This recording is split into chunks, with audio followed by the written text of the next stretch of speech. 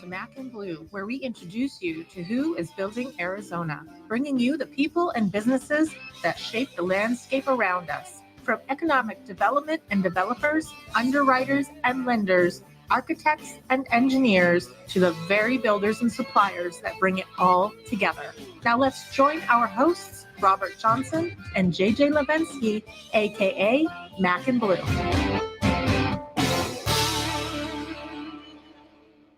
Welcome to Mac and Blue. I'm Robert Johnson, VP of Business Development with Torrey Contracting. He's JJ Levinsky, president of Blue Wave General Contracting. How you doing? You beat me to it. Oh, I paused on purpose to see if you do it. So I'm doing great. How are you? good. That's excellent. And we have Daryl Robinson, our producer. You are there today, aren't you? That is correct. I am here. Awesome.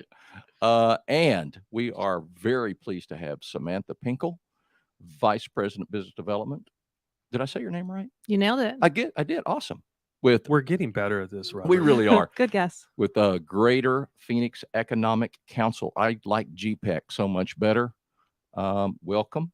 Thank you. It's Yeah. amazing to be here. Yeah, it's fun. This is a blast for us, and we hope it is for you. And it's incredible to have you. It really is. It is.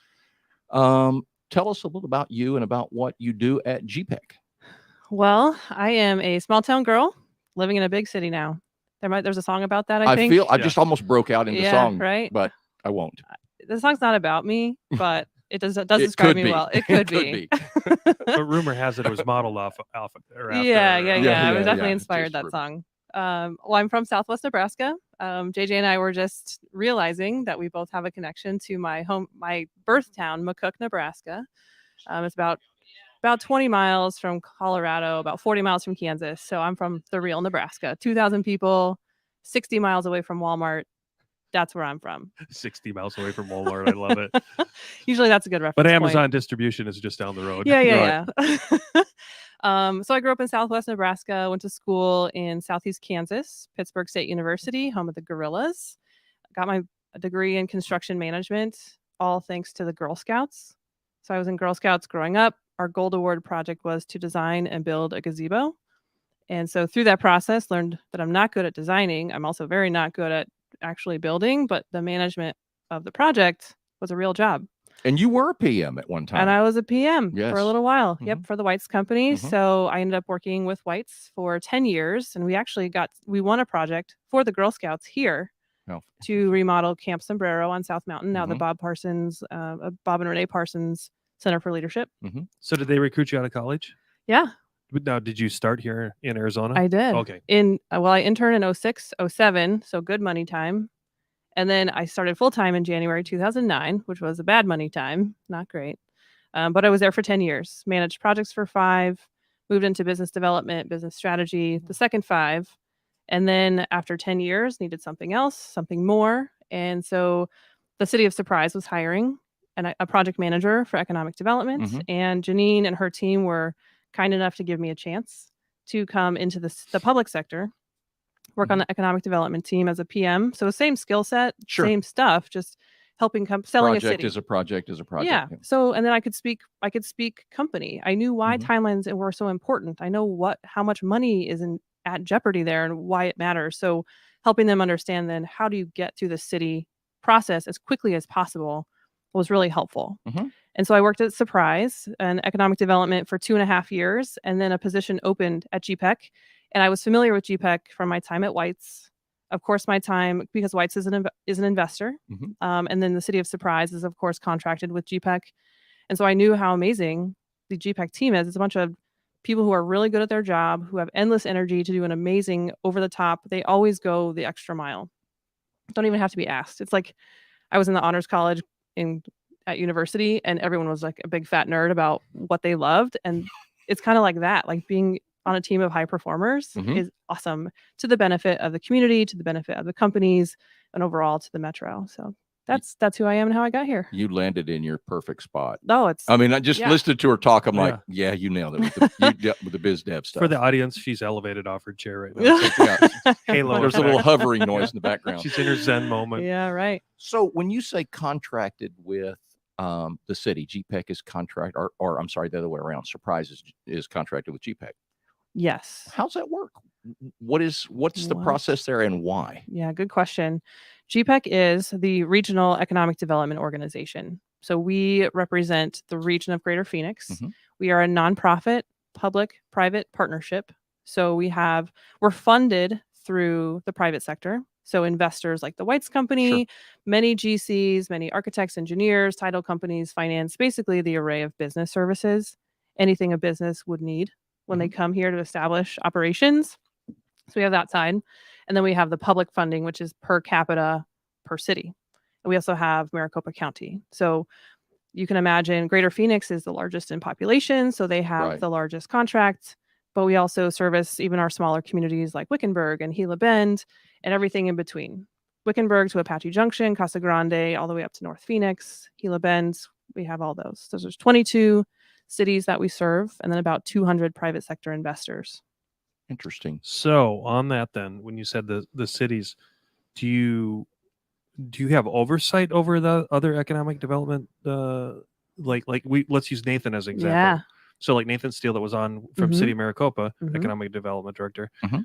You work hand in hand with him, then, correct? Correct. So GPEC is an extension of their business attraction services. So Gotcha. we act on behalf of the region to attract business, to relocate or expand, really to invest in the region. So yeah, I listened to Nathan's episode. He did such a good job explaining what is economic development, why does it matter, how does it work within the city, and how does a city work for that matter. So I thought he did a great job of giving a foundation there.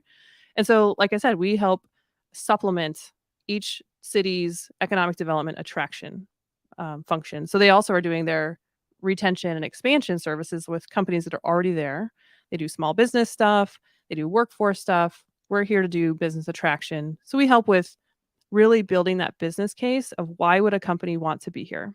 So we have regional data on workforce, on hard costs like real estate, taxes, utilities, soft costs like labor, the burden, wages, and then we'll also offer labor pool comparisons. Mhm. So I specialize in the industrial sectors. So we're often looking at Inland Empire, Reno, Salt Lake City, Texas, a couple of places in Texas. And so we're looking at cost comparison, but we also are looking at labor pool comparison. And 9 times out of 10, Greater Phoenix will have the larger labor pool, sometimes by 2 or 3x. So what that means for companies is confidence that they have a qualified labor pool that exists already. Mhm. And there's more of them here than in other locations that they're considering. So it's better chances of hiring qualified labor.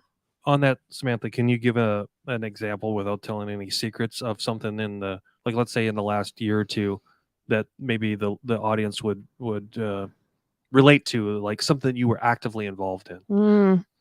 Let's see. There's been a couple. Let's see. A solar company recently, Okay. Meyer Burger. So they are a European based company. They came to the U.S. market. They had promised their board actually that they would establish U.S. operations. Dangerous promise. Woo, yeah, going live before you're ready. Yeah. No, they had a great That kind of strategy. sounds like our story, Yeah, Robert. it does. Yeah. Yeah. Just like let's That's go. our slogan. Let's go. But they had operations here already, but they really wanted to bring a more resilient, robust operation here. And so what we did was help compare to 5 or 6 different metros, some of which are known for their solar manufacturing, some of which were just familiar to management because they lived there, their kids lived there, they had a partner there, something drew their attention. So we were looking and comparing Greater Phoenix to places in Ohio that were quite small, actually. Pennsylvania, somewhere on the East Coast, somewhere in Texas. So we were comparing all across the country, really making the case of why would you pick Greater Phoenix? So among all the reasons, workforce was a giant positive comparison compared to these other markets of not only labor generally, Right. because we are the 5th largest city in the U.S., Mhm. but then qualified labor. So we already had people that in the skill sets they needed already lived here and they could hire them. So that's one example. They ended up committing to a property in Goodyear. Mhm. So they will be, as soon as they can get their equipment and their parts and pieces here, they'll ramp up their operation. So will you start these conversations with these people? Do they come to you and start with you, and you then where you look all over the valley, and wherever Yeah. they land, and Yep. it gets handed off to them. Yep, exactly. Sometimes they come directly to us. Mhm. Sometimes we come directly to them. There's indicators of like mergers and acquisitions or leadership changes that can trigger. There could be a change in their real estate needs. They might want to relocate or consolidate operations from, let's say, the Inland Empire is a popular migration into Phoenix Sure. from the LA area. Sometimes it comes to us through they hire a site consultant, a site selection consultant they say, tell us where we should go. And the consultant will do the evaluation and use our information as part of their service to the company. Sometimes it comes through the broker. The brokerage community will ask us, hey, can you help me really put some sprinkles on this cupcake about why they should come to Greater Phoenix? Those are my words. They don't actually say that I to like me. that. No, but I'm going to use that again. I promise you, I'm going to use I'm going that to start again. talking about our jackets as sprinkles. As on the sprinkles on a cupcake. cupcake. You Yeah, there you guys go. are really missing out. If you're not tuning in to the video, Robert's jacket is so good. Thank you. Yeah, it's my second time with it. I didn't bring For the true audience, Liberace jacket. we were going down the Wayne Newton Liberace Oh, thing yeah, before we yeah. got on, and you wear it well. Yeah. Wow. Yeah, Okay. you did. Yeah. And as your wife's listening, she can attest. Yeah, Yeah. and it was her. It was her fault, which is okay. I'm glad she did. So Yeah. Samantha, Thank you. one thing that came up as you were talking that I was kind of geeking out on is how do you keep the data current? Where do you get the data from? How do you get access to that data? Like who gives you that? Or Yeah. how in your relationships can you keep up with the latest? Well, very fortunately, GPEC's staffed by about 30 people. I'm on the business development team, so the sales team, there's 9 of us. We all specialize in different industries. And then we also have a team focused on foreign direct investment. So that's the BD team. We have marketing and strategy. We have our operations team. And then we have the most amazing department and the ones that really make us tick and make us difference and make us an award-winning organization is our research team. So we have a handful, I think we're up to 6 now, of research professionals who that is what they do. We say, hey, this company is looking for this type of labor or chemical recyclers or whatever. And can you help us figure out who they are and what they are and how to use them? So we have a research team. They use a lot of the public data, like the American Community Survey. They can also subscribe to private services like MZ or Esri. There's a whole business in collecting and Sure. synthesizing data. So it's a combination of both public data from the government as well as private data sources.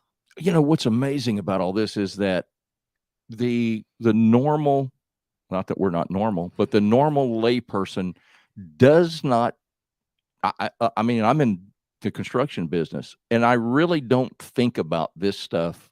And we've already got enough stuff that we could just shut down right now and have a great program of what really goes into drawing business to our area. It's more than just, oh, they, so-and-so came and said, oh, you've got an empty building. That's great. Yeah, right.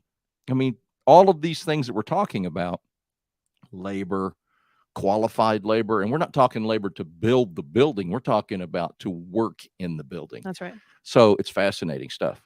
So Samantha, I think a classic example would be, did GPEC have an active involvement in TSMC?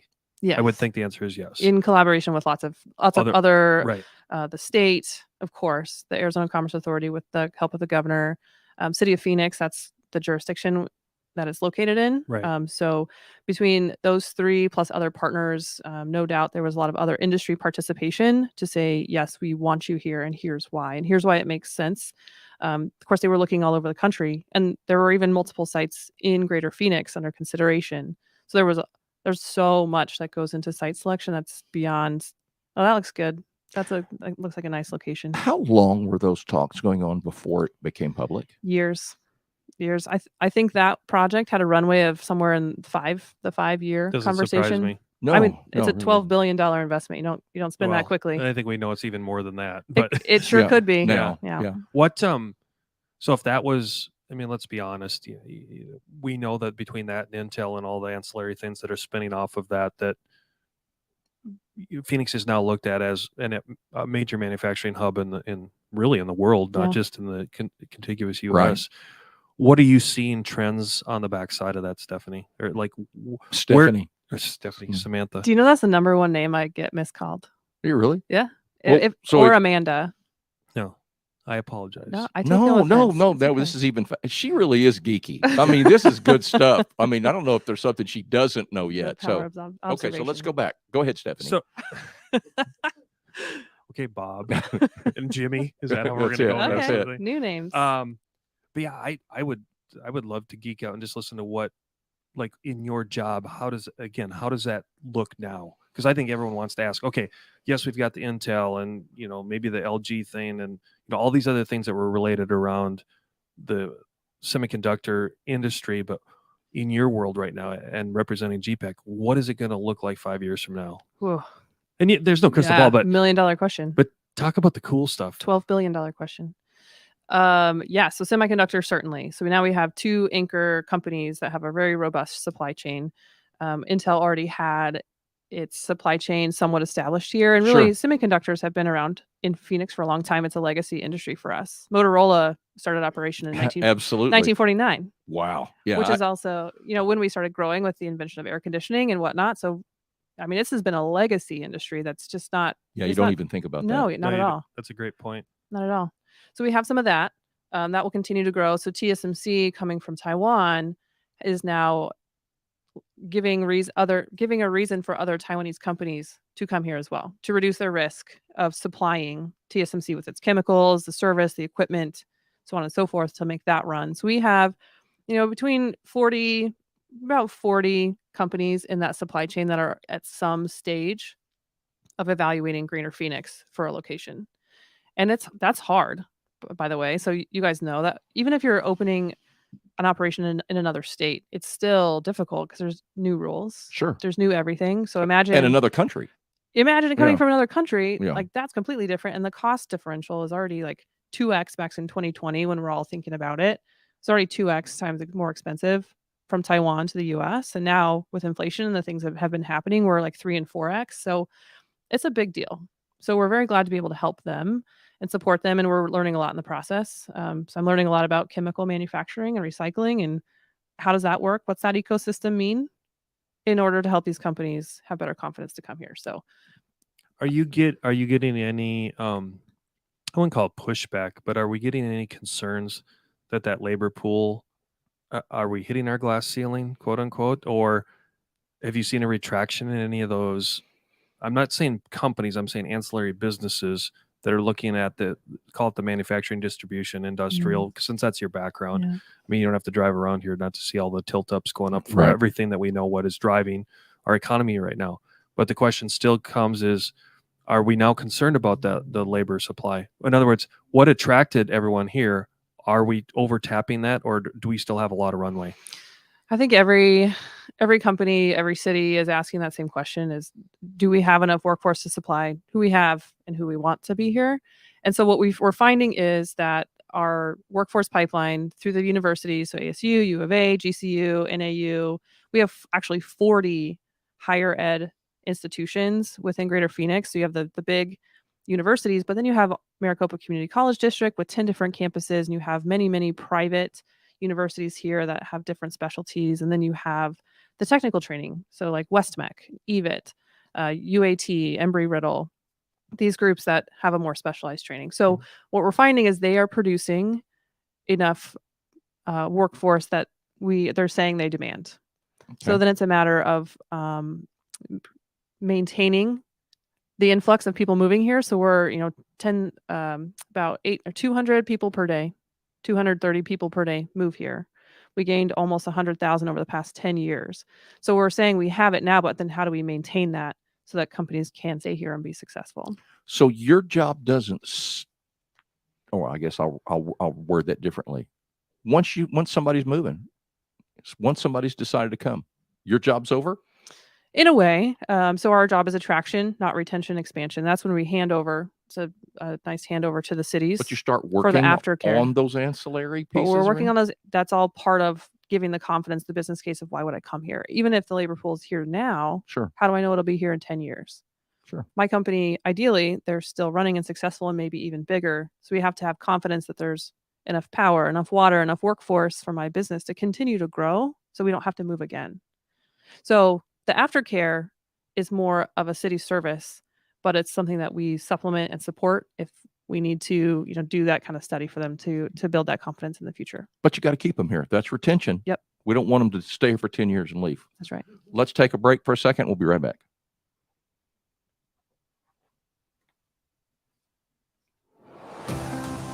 Torrey Contracting, your full-service Division 9 contractor. Torrey Contracting operates with a smaller, hands-on team.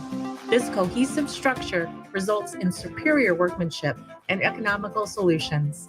We deliver projects with unsurpassed commitment to quality and stewardship of budget. Torrey Contracting, small enough to listen, big enough to deliver.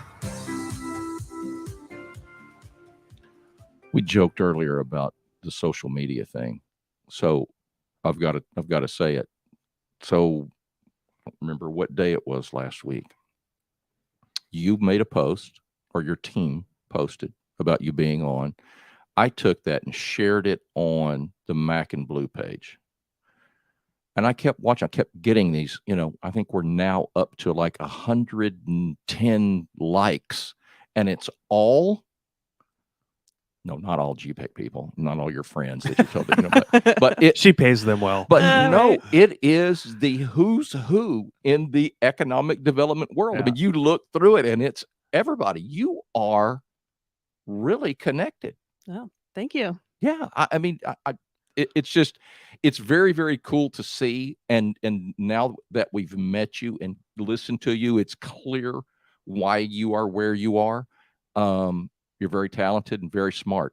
Well, I think it goes to another thing that we always talk about. This is America's largest small town, right? Totally. So I don't care if it's like if her and I would have met in her, White's days, Mhm. that fraternity of GCs. You and I talk about this all the time, Mhm. Robert. We're all competitors, but at the end of the day, it's like the biggest friendship fraternity you've ever seen. Oh, it in your really life. is. And look at you in Division 9 Yeah. specialty stuff. You Yep. guys all know each other, and yet Absolutely. you go to other parts of the country, and it's not like that at all. Oh, and GPEC is really built on exactly that. The cooperative competitiveness, regionalism is the word for it in economic development. I like that Oh, word. Where- I'm glad you're write that going down. here. I'm glad you're going here too. Yeah. So go ahead. Yeah. So that's what founded GPEC was 30 years ago. So GPEC's 32 years old now. And there's an agreement between the cities and towns and communities that here's our mode of operation. Here's what GPEC does. And here's how we will work side by side together. I'm not cooperatively necessarily, but we're not poaching companies across jurisdictional lines because that's a net zero gain. That doesn't help grow anything. Yeah, but you bring up a great point here. Cities, municipalities are very competitive about BD. the big boys. Yeah. Yeah. And how do you handle that? So we're a neutral third party, right? We Mhm. are single point of contact for Switzerland. Mhm. this. Yeah. a Yeah, little you're bit. Switzerland. Yep. Single point of contact for whether it's the site consultant or the company or the broker, whoever is acting on behalf of the company. And so we work then as a facilitator to connect the company with then their options. So the way we work is if we get a requirement, we need 1 million square feet of warehouse space. We need 32-foot clear, this much water, this much power. We put that out to all of our cities, all of our member cities, and say, hey, if you have property in your jurisdiction that matches these requirements, please send us those properties for consideration. So we'll hand those back to then the company. The company said, yep, I like options 1, 2, 3, 7, 8, 9. I want to meet those cities, those owners, Okay. those brokers. That makes sense. And then really it's then at the city's level to, provide, why would you come here? What Now are the assets? you What are the know where benefits? those I would say in most cases where those those open spaces where they've got that square footage. I would think the only way that you could continue doing what you do is not saying, "Oh man, there's a perfect spot in Glendale that you need to go to." Right. But you handle that by getting submissions Yep. from people. Yep, Okay. exactly. Makes absolute sense. And some cities are small enough that they know exactly how many square feet in the developments that are happening. And Sure. some are so big that it's hard to keep track of them all. Infrastructure, they may not have the water, the sewer, Right. the whatever. Exactly. And brokers are great about sending us their property information too directly. Just say, hey, just so you know, this is here. So if a requirement comes in, we don't see it come from the city. We just ping the city and say, hey, we heard about this property. do you want to also include it, or is there some reason that it shouldn't be considered for this project? And sometimes there is. Maybe it's too big of a water draw, Mhm. or I mean, who knows? It's lots of different reasons. But Sure. So hey, that topic alone. Okay, Mm. so with all the let's call it sensitivity and concentration on water conservation and everything that's going on to our neighbors to the north, which Mhm. we border, how are you handling that, and how is GPEC handling the water question right now? yeah, water question and response for us is all about facts. Yep. What are the facts? Because let's just say what's true. That's the safest. So what way. are some of the high level facts that you can share right Yep. now? So we were at a conference a few weeks ago for semiconductor, and we got asked the water question. I probably told the water story about 100 times. Can you do it? I Can you do it one more 100 time. first? Yeah, I can do it one more time. the Reader's Digest version. Yeah, but for sure. So for sure, Arizona's a desert. Greater Phoenix is in the heart of the desert. But what that meant is that we've always been very concentrated on water preservation. This is a very finite asset that we have, and we have to protect it. So in the 80s, we had the Arizona Groundwater Management Act put into place, which really established the requirement that every project had to be given a 100-year water assurance before it could be approved. So that's kind of base level. How do you protect your water asset? If we can't provide this company the water that they need for 100 for years, 100 years. for 100 years, then deal breaker. deal breaker. That's the first thing. Okay, so then 1950s, we talked about that's when development really started spurring, because then we had air conditioning. Now we can live here, right? Mhm. And so in the 1950s, and even to now, we were very much agricultural based. So the Arizona seas, cattle, citrus, Mhm. cotton, a couple of those are really high water users, especially the cotton and agriculture. So as we're converting ag land into commercial use, we are actually net gaining water back to the system. So Remember, and that's what they, just not to interrupt yeah, you, go ahead. but that's what Nathan talked about down Yes. with Yeah. global water, right? Down in between Maricopa and Casa Grande, I believe that's one of the main things is every Oh, time yeah. they take something out of production, their aquifer is actually being replenished. Right. Yes. Is that Right. correct? Yep. Okay. Exactly. So there's a couple of different jurisdictions. Some cities operate their own water. Sometimes they have third party, but ultimately you're gaining water back to the system. And so the tier 1 shortage that was declared in 19 or 20, certainly it had an impact on Arizona business, but it was primarily to agriculture. So the reduction of the allocation of the Colorado River, by the way, we only use about 36% of our water source is the Colorado River.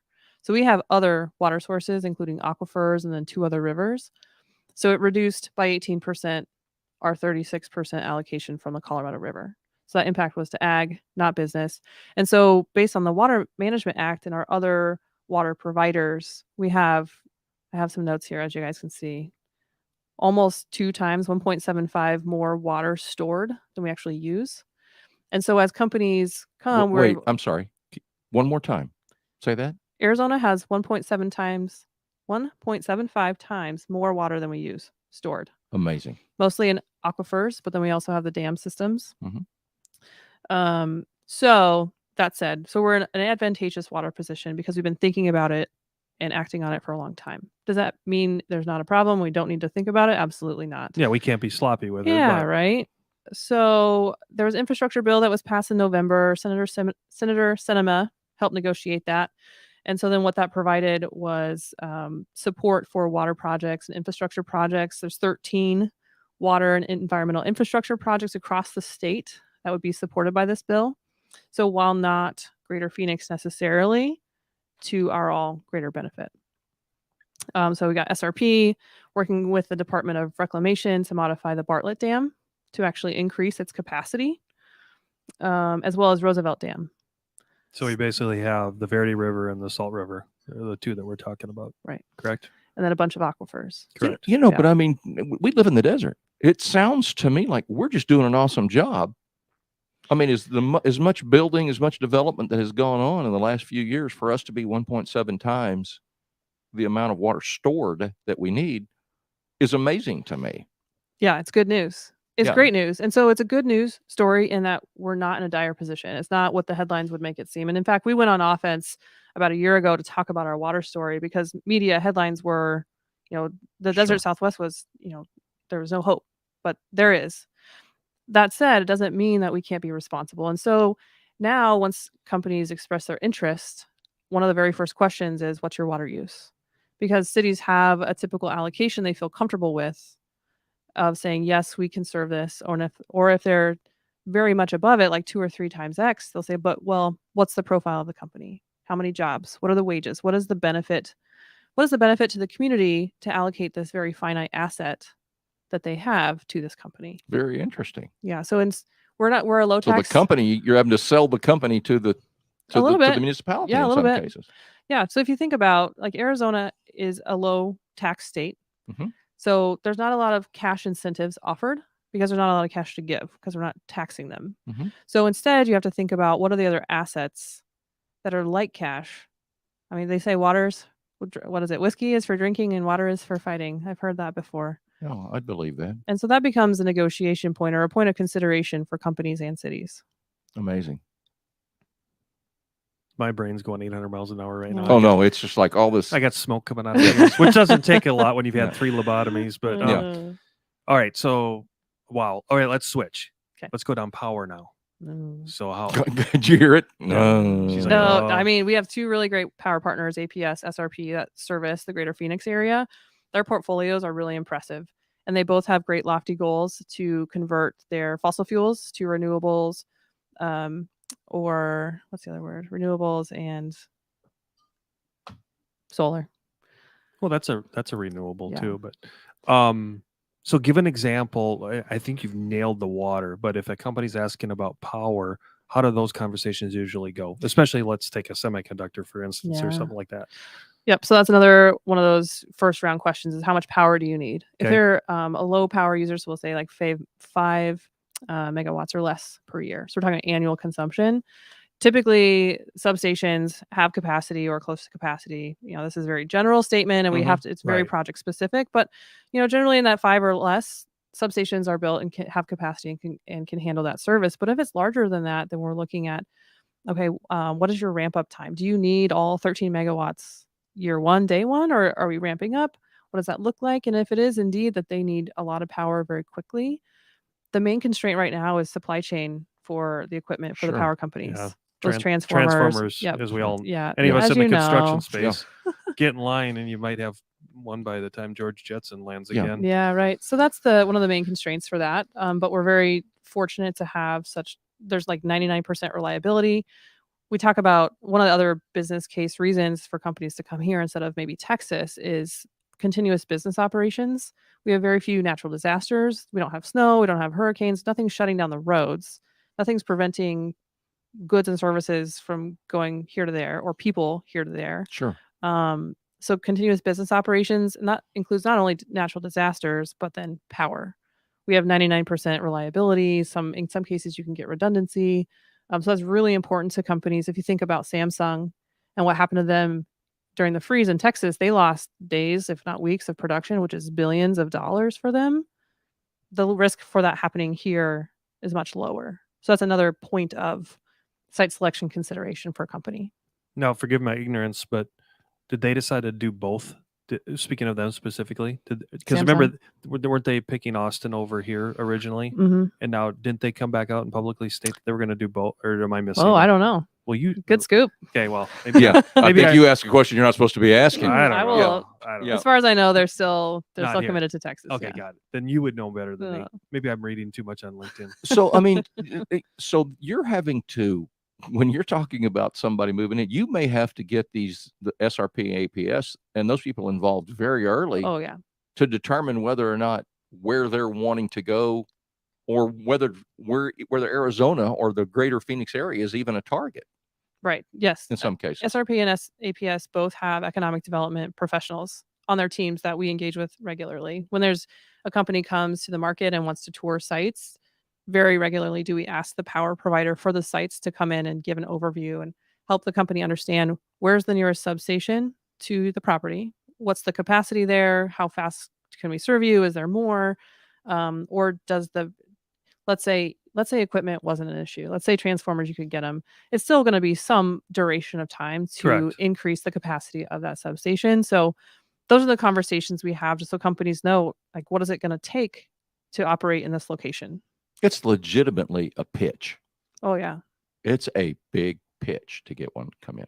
So Samantha, another thing I just thought of is, okay, it's awesome you have these connections at power, water, whatever. Are there other industry specific groups that you're constantly like almost on a surrogate board, if you want to call it? Like one I'll throw out there is NAOP a strategic ally of yours? Yeah, so NAOP is for sure. That's a lot of brokers and some developers have membership there, and there are allies in not only bringing pipeline of projects for us to help build that business case, but then they're the ones helping us see the properties. So for sure, Okay. Brokers are a big pipeline. So NAOP, Urban Land Institute, Oh, ULI. ULI. Yep. I'm in an industry organization called Crew, Commercial Real Estate Crew Network. We have a local chapter, AZ Crew. I'm going to be the president next year. Congrats. Oh, That's pretty very cool. exciting. So that's a big one. And then we tend to then join industry specific organizations. So I mentioned the conference we went to a few weeks ago is called Semicon West. And SEMI, SEMI, is the semiconductor industry organization. They host worldwide events. There's a battery show we go to. There's economic development specific and site selection specific shows. It really just depends on, where is our target audience going to be? Are they going to be at conferences? Are they going to be at, events? Where are they going to be? Because that's where we want to align ourselves. Yeah, you're talking my thing now. Yeah, No, yeah. Way to go, BD guy. Come on. Yeah, no. It's just, again, you talked about it with project management. BD is the same with every. It's just, I just get geeked out listening to all that goes into and how long, because it's the same thing on my end. Yeah. I'm talking to people a year and a half, 2 years before a project ever even comes out of the ground. Just how long it takes to get one of these and everything that encompasses. And then it's all the spinoffs from all the ancillary businesses that are going to be feeding those companies. It's just amazing stuff. So why, and I know that we've covered this before with previous guests, but why is economic development so important? I mean, you were alluding to it earlier when you were like, oh, I didn't realize so much went into this. Sure. I mean, it's very intentional. We're trying to be very strategic now. And as is every city, of like, what stage of growth are we in as a city? Are we nascent? Are we maturing? Are we matured? Or are we in a place where we need to really reinvent ourselves? And so there's a lot of proven practices and best practices about how to do those things and what are the best approaches and who needs to be involved. Who's a stakeholder? Who has a role to play in strategically inviting companies to be as part of our community? And then how do you support it on the retention and expansion? You have your workforce, you have small business, you have your entrepreneurs. So economic development is very multifaceted. And without one piece of the puzzle, you're just not doing as well as you could. You're not doing as much as you could. And if you're not doing it strategically, it's not going to last very long. Yeah, that strategically, I guess, is the. So one thing I realized that we haven't talked about is we keep focusing on the commercial industrial side, but companies need housing for their employees. How is GPEC addressing the housing situation? If I was to ask, pretend I'm that, multinational company that wants to come here and I'm talking to you, how are you guys currently addressing the housing issue? So with a lot of data. Okay, just data. Yep, a lot of facts, a lot of data, anecdotes as well, maybe testimonials from other companies. So GPEC's mission is to grow base industry, which is commercial and industrial. So not a lot of residential, retail, hospitality, but it doesn't mean we don't know anything about it. True. So I'd also say, data from the housing jurisdiction or housing authorities and housing organizations, getting a lot of that data. Also from our brokers. So like the big houses have multifamily, capital markets, so on and so forth. And then the local jurisdictions, they know about the housing options. Like the city of Phoenix knows about the housing developments near TSMC, near these other developments. So there also are resources to help provide the information that they need. And if at a very high level, is everyone embracing that? Do they feel that it's in balance right now, or is it imbalance right now? Or don't we know? I would say we're feeling imbalanced. Just, what the numbers are showing us is our median household price is in the 400s. 2 years ago, it was in the 200s. Wow. So that just means double. economic Mhm. scale is we don't have enough supply, and that's what's driven up the price. So I think we're all on board with getting And probably the multifamily as well. Because, more. Yeah. Sure. Yeah. Yep. Okay. Awesome. Let's take a break. We'll be right back. There comes a time when dreams become a reality, when you see your vision materialize into a true work of art.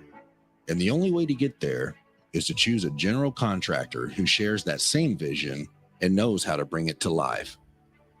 At Blue Wave, we aren't so big that we've forgotten where we've come from, and we aren't so small that we can't care for your projects regardless of their size. When your vision deserves safety, perfection, timeliness, and expertise in order to become a reality, trust Blue Wave to get it done right the first time. Okay. What have we not talked about, JJ? Your next jacket? I don't know. Yeah. Yeah, she might be. She probably Well, has some I good was solutions. thinking about, I don't know if you meant it as a legitimate question did. or if it was rhetorical, but back to where you were saying, what stage are we at, nascent or mature or whatever? Don't answer that one, but I'm curious, what are you targeting for the other industries to round out where GPEC wants the overall development to go? Yeah. That's a great question. I think so. We talked a lot about semi, a lot about industrial. The other thing we're seeing is, well, EV, the electric vehicle, autonomous vehicle, that industry start to concentrate here with Lucid, Nikola, Sure. Drive 48, the workforce pipeline program out Mhm. of the community college in that area.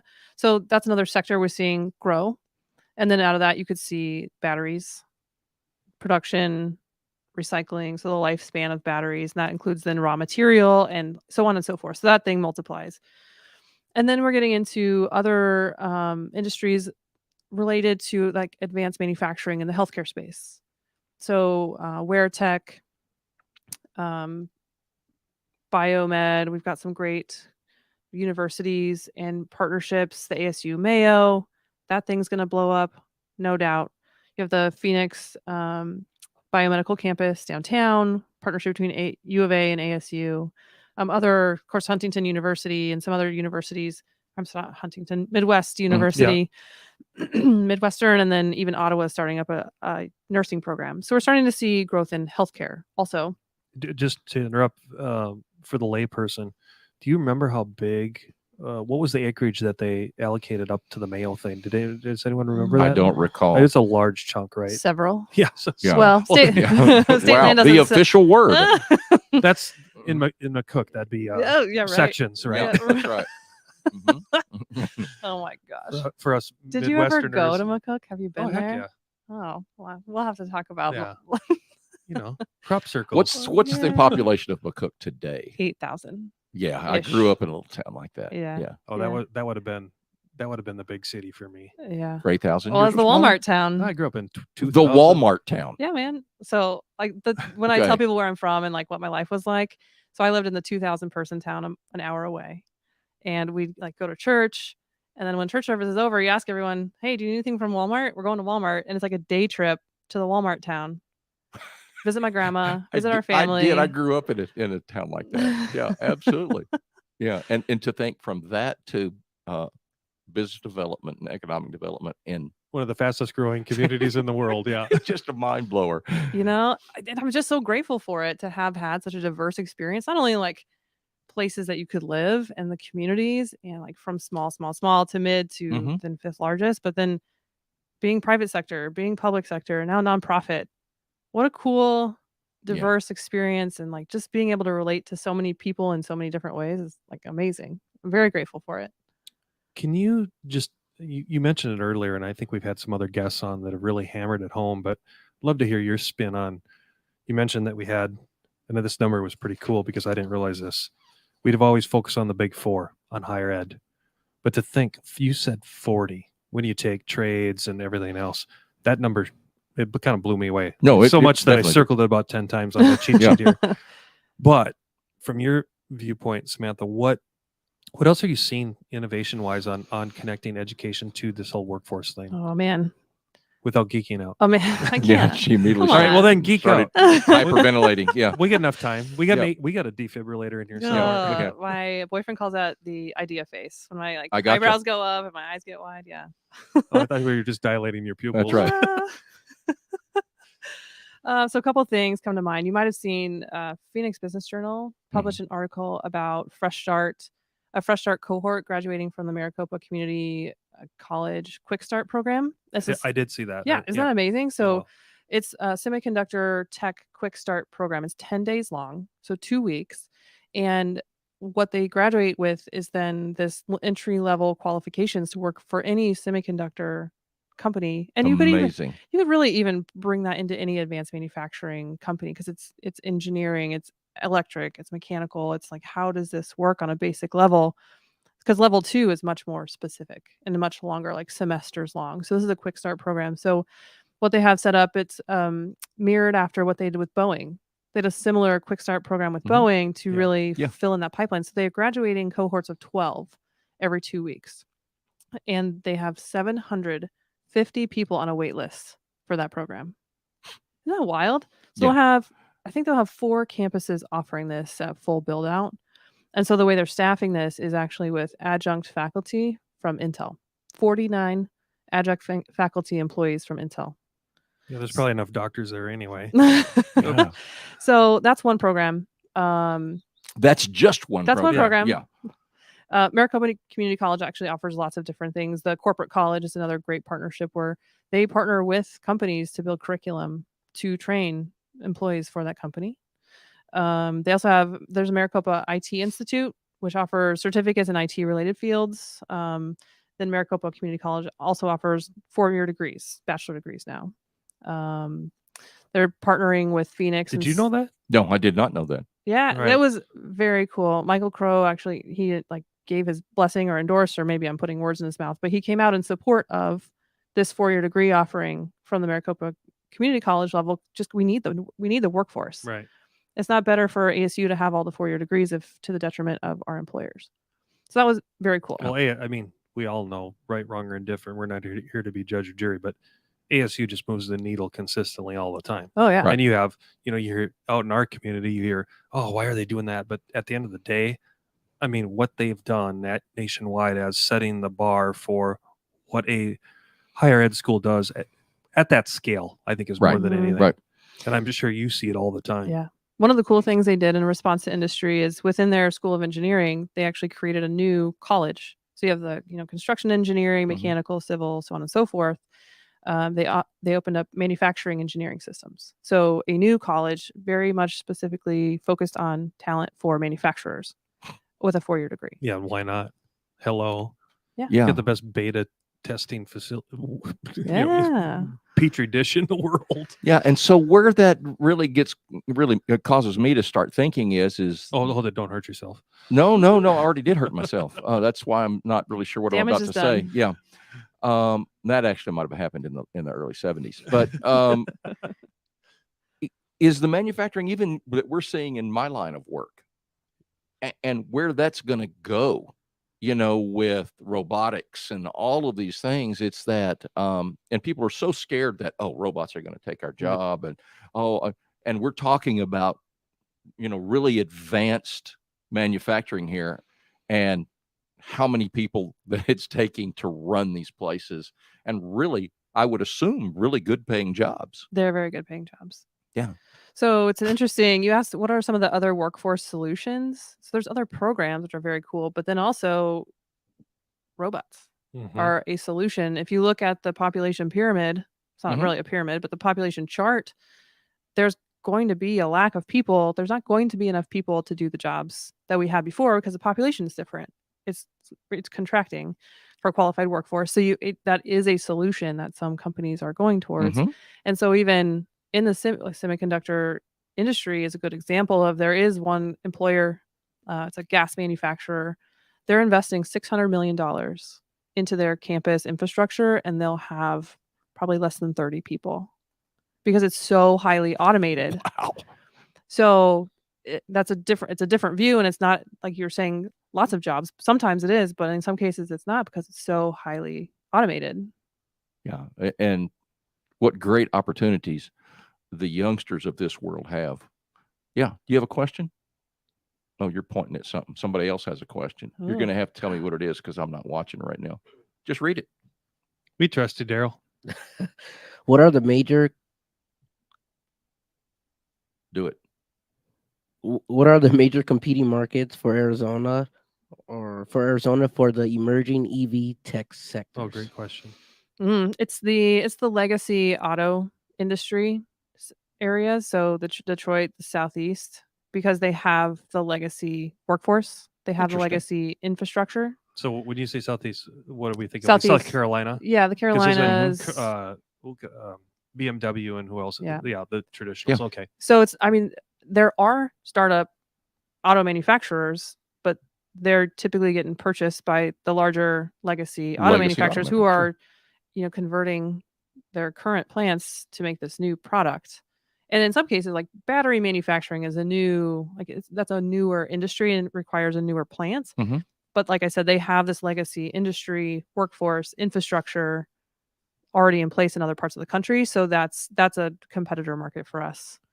So as we're talking about that one, is it fair to say that right now is concentrated south, Casa Grande specific, but it's moving into other areas, correct? Yeah, it is. So you have some flagships, Lucid, Nikola further south, but then you have groups like Electromechanica is in near Gateway. Right. We have a couple others have been concentrating in that Southeast Valley, whether it partly because the assets there, the workforce is there, their supply chain is in that region. There's lots of different reasons to choose that area, but it doesn't mean we won't start to see Sure. a concentration of that elsewhere too. Speaking of Gateway, what from your perspective, again to describe to the audience, if that whole, what do they call that, like that economic impact zone around Gateway proper, do you have an idea of like how much is left there still to develop, or don't you know? Ooh, I can get you specific info, so the Mesa Gateway Airport Authority itself owns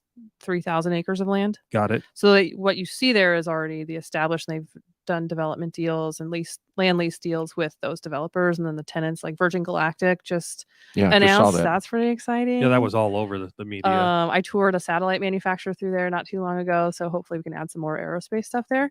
But they have several thousand acres on the east side of the runway that's vacant. So as you're driving down Highway 24 or Ellsworth or those whichever roads where those humps are old Yeah. munition Yep. depot were Yep. or was. So the airport's signed an agreement with the developer to develop be the master planner developer for that area. So you'll see more commercial, industrial, mixed use development going in there in the near future. Hence all the industrial on the periphery. Right. So makes a lot of sense. Mm-hmm. What haven't we asked you that you want to share? Oh shoot. Let me look through my notes. Did you get a volleyball scholarship? No. Oh, I thought you were I figured you were an overachiever already, so I wanted to give you more. I wanted to give you more street cred. I went for the academic scholarship instead. Oh, well, that's off. obvious. Yeah. Yeah, that's obvious. I was in the honors college.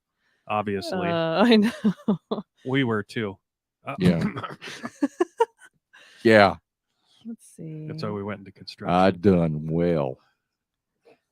Let me see here. Oh, there's a couple things. So like I mentioned, so GPEC's mission is business attraction. That's our main gig, right? And so what are we going to be in the future? You asked that question. Yeah. Good. Let me ask that. What's GPEC going to be in the future? What are we going to be in the future? I think similar, same, but maybe more. So if you think about, let's like rewind to 2009 and what Phoenix was then. Sure. And not very diverse, very hospitality, tourism, construction jobs based. And then we all lived through that and that wasn't fun. But you have to admire and respect the leadership from public sector, private sector, education. Many, many people in the business community saw the need to diversify our economy. And so we have the benefit of being what we are today as a result. So you mentioned the transformation of ASU was a big part of that. And so we are where we are today as a result. But now we have to start thinking we are in a great spot. Macros are awesome. We're growing. We're amazing. Everything's great. People are coming here. But what about 10 years from now? What are we prepared for? What are our new, now we're a new version of Phoenix, Greater Phoenix. We're at the next level, next stage of evolution. What are we going to be in the future?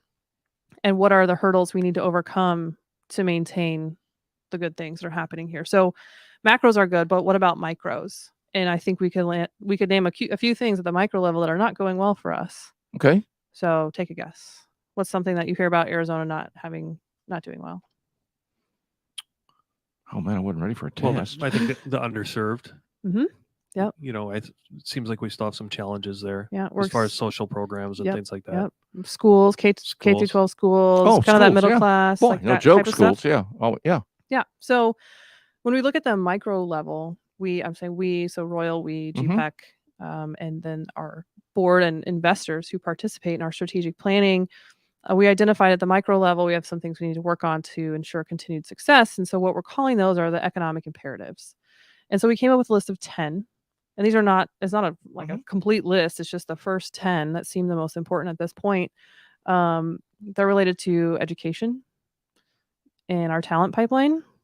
It's related to the environment. We've already talked a lot about water, but Mhm. power, and then strengthening our middle class.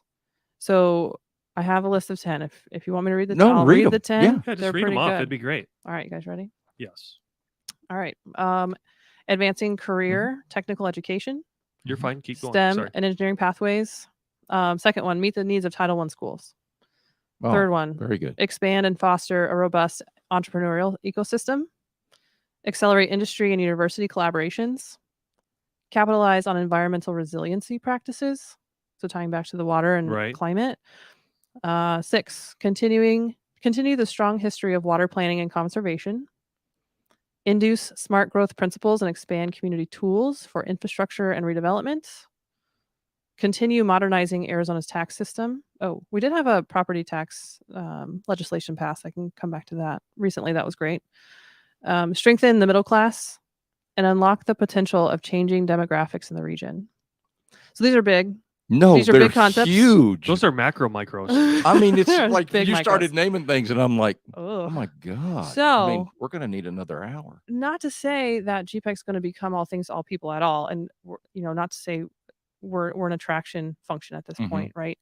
But recognizing that people know us now, we're on the map thanks to the work of all the business, universities, public sector, landing companies like TSMC puts us on the map and a known entity. And there's a lot of people doing a lot of great work around all of these economic imperatives. So can we use our great power with great responsibility and start harmonizing and putting people together that haven't thought about collaborating before? Or could we just give direction to a collaboration? So while GPEC's likely not the most appropriate entity to take the lead on most of these issues, could we play a role in harmonizing and facilitating Absolutely. these conversations and these efforts? Absolutely. So that's why I think you'll start to see more opportunities to, whether our investors or new people want to invest their time, talent, treasure, effort into these imperatives. I hope that they will, because it's important to all of us. Absolutely. I love when we get questions from listeners. So- Okay. Someone's listening. You are probably, yes, somebody's listening. We had actually a couple. So the question is, have you explained how you put mermaids in the pool? Someone asked that. Mhm. Guys, I love Now, this I've got to say story. that again. The question was, ask her how she puts mermaids in the pool. Oh my gosh. It's one of my favorite stories. Thank you to whoever asked that. Do you have any ideas who it was? I know who it was. It could be Josh Jefferson. That's who it was. Oh, he teased me up so well. Well, so when I was interviewing to work for Surprise, they asked me what's your approach to sales? And so I told this story about, I went to Night Flight. The Scottsdale 2030 Club put on this big extravagant fundraiser at Talking Stick Casino, and we were in that pool plaza area. And so you walk, it's black tie attire, it's red carpet, velvet ropes, fire dancers, chrome cars, cigar bar, like just opulent, over the top, everything. Like this is a big event. And I'm just like walking around because I'm like baby Sam, I don't know, mid-20s, like, whoa, this is so amazing. And then I look around, and in the pool, there are people who are dressed up as mermaids, and like they look like real mermaids. I'm like, oh my gosh, who thought after all of this to put mermaids in that pool?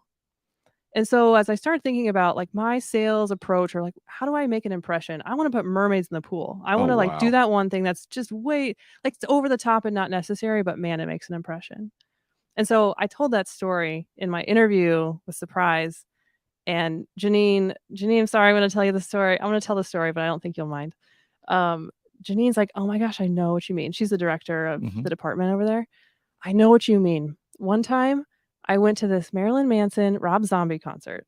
And if you know Janine, she looks like Snow White. She is like fair skin, black hair, big blue eyes, very demure, like wonderful person.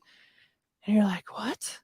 She's like, yeah, I went to this Rob Zombie Marilyn Manson concert one time, and Marilyn Manson was like, kind of did the thing he does, and like as expected, and it was fine. But then Rob Zombie comes out and like pyrotechnics and flashing lights and all these things, and you're like, whoa, this is more than I expected. I was already planning to like this, but now I was like, wow.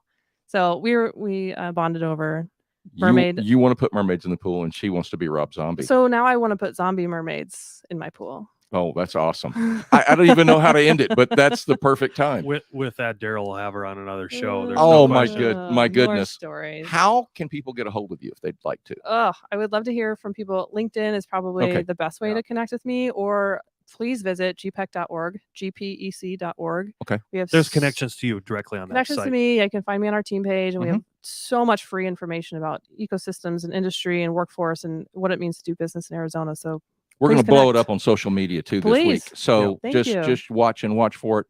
I don't know what else to say, but thank you. Ugh. JJ, Another hour. I don't We know could why talk- I don't know why you were here, but I mean, she was fantastic. just Oh, to you make sure you guys. were behaving Perfect. as usual. Awesome, Daryl. Uncle Daryl, take us away. Hey, we'll Thanks, see you next week. guys.